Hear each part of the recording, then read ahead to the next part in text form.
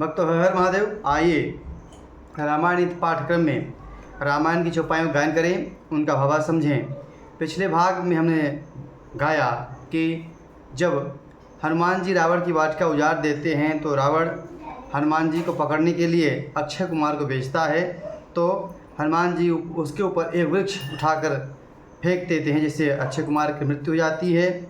और अपने प्रिय व्यक्ति अक्षय कुमार की मृत्यु हो जाने के बाद रावण मेघनाद को हनुमान जी को बांधने के लिए भेजता है। आइए उसी क्रम में हम चौपाइयों गायन करें, उनका भावार्थ समझें। कथा अच्छी लगे तो YouTube चैनल को सब्सक्राइब जरूर करें। सुनि सुत बध लंकेसरी साना, पठयसि मेघनाद बलवाना। मारसि जन सुत बाधेसु ताहि, देखिय कपिहि कहाँ कर आहि। चला इंद्रजित अतुलित जोधा, बंधु निधन सुनि उपजा क्रोधा।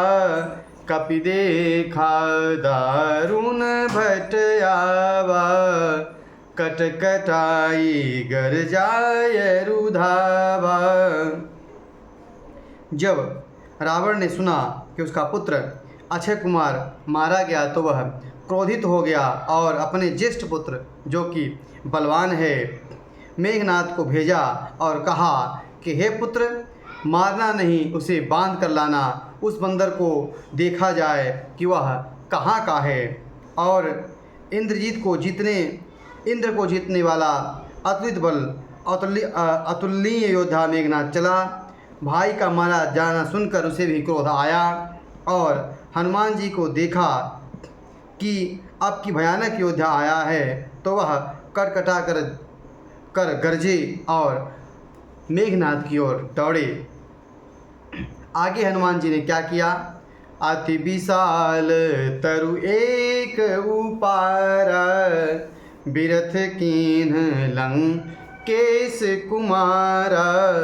रहे महाभट ताके संगा, गहि गहि कपि मर दई निज यंगा। तिनहि निपाति ताहि सन बाजा, भिरे जुगल मानहु गजराजा। मुठिका मारी चढ़ा तरु जाई, ताहि एक क्षण मूर्छाई। उठि बहोरी की निसी बहु माया, जीति न जाए प्रभंजन जाया। जब हनुमान जी ने देखा कि कोई बलवान योद्धा आया है तो उन्होंने एक बहुत बड़ा सा वृक्ष उखाड़ लिया और उसके प्रहार से लंकेश्वर रावण के पुत्र मेघनाद को बिना रथ का कर दिया और रथ को तोड़कर उसे नीचे पटक दिया। उसके साथ ही जो बड़े बड़े योद्धा मेघनाद के साथ आए थे उसे पकड़ पकड़ हनुमान जी अपने शरीर में मसलने लगे।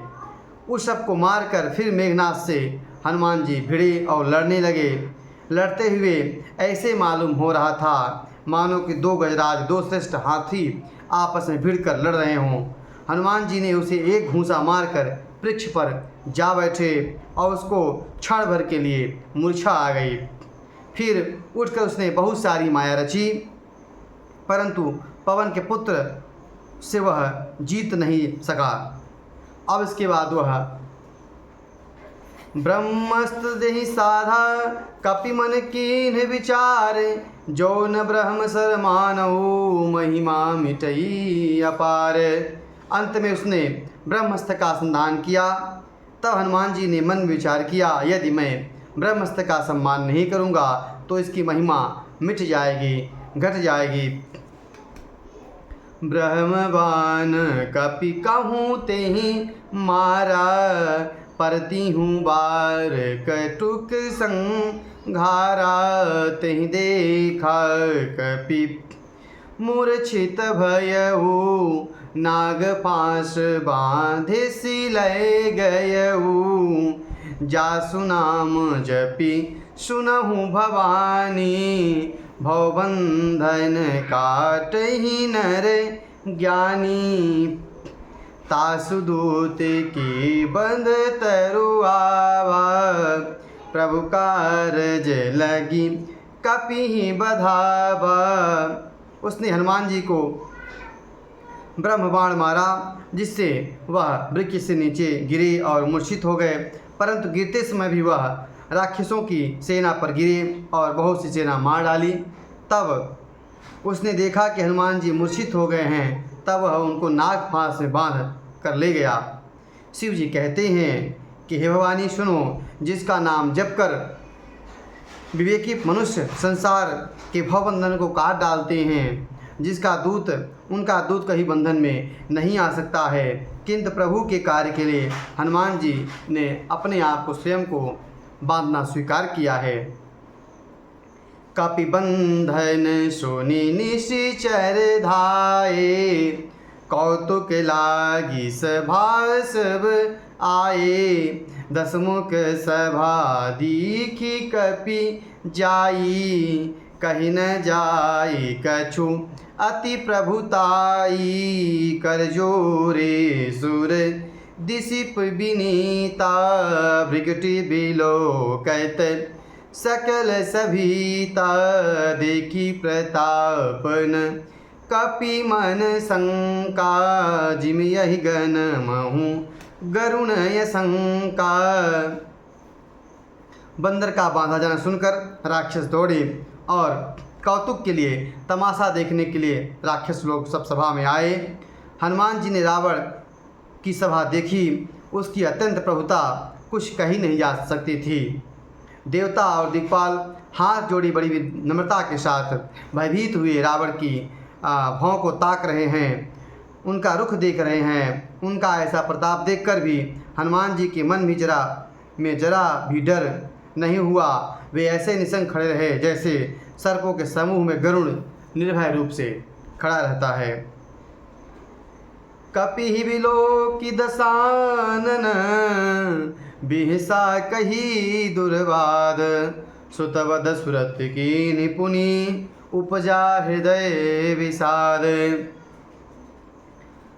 हनुमान जी को देखकर रावण बहुत विभिन्न प्रकार से दुर्वचन कहता हुआ खूब हंसा। फिर पुत्रवध का स्मरण करते हुए उसके मन में, उसके हृदय में काफ़ी विषाद हो गया और हनुमान जी से पूछता है, कहलंकेश कवन तय कीसा। कहीं के बल घाले सिबन खीसा। किधौ श्रवण सुने ही नहीं मोही। देखें अति असंक सठ तो ही।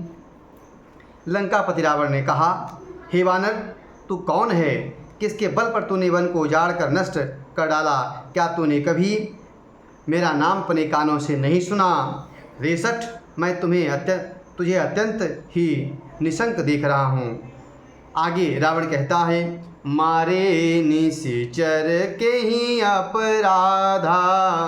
कहूँ सठ तोई न प्राण कई राधा। सुन रावण ब्रह्मांड निकाया। पाई जासु बल वीर चति माया। तूने किस अपराध पर राक्षसों को मारा? रे मूर्ख, बता, क्या तुझे प्राणों का भय नहीं है? हनुमान जी ने कहा, रे रावण सुन, जिसका बल पाकर माया संपूर्ण ब्रह्मांड समूह की रचना करती है और जाके बल बिरंच हरि ईसा। पालत सृजत हरत दस सीसा। जाबल शीस धरत सहसान। अंडकोश समेत गिरि कानन। आगे हनुमान जी कहते हैं, जिसके बल पर हे दशीष ब्रह्मा विष्णु महेश सृष्टि का सजन, पालन और संहार करते हैं और जिसके बल पर सहस्त्र मुख वाले शेष जी और पर्वत सहित पूरे ब्रह्मांड को अपने सिर पर धारण करते हैं और धरई जो विविध देह सुर त्राता, तुमसे सठन सिखावनु दाता। हर को दंड कठिन जहि भंजा, तहि समेत निपदल मद गंजा। खरदूषण तीसराय रुबाली, बधे सकल अतुलित बलशाली। आगे हनुमान जी अपने परिचय में कहते हैं, जो देवताओं की रक्षा करने के लिए नाना प्रकार की देह धारण करते हैं, जो तुम्हारे जैसे मूर्खों को शिक्षा देने वाले हैं, जिन्होंने शिव जी के कठोर धनुष को तोड़ दिया है और उन्हीं के साथ राजाओं के समूहों का गर्व चूर कर दिया है, जिन्होंने खरदूषण तीसरा और बाली को मार डाला और सब के सब अतुलनीय बलवान थे।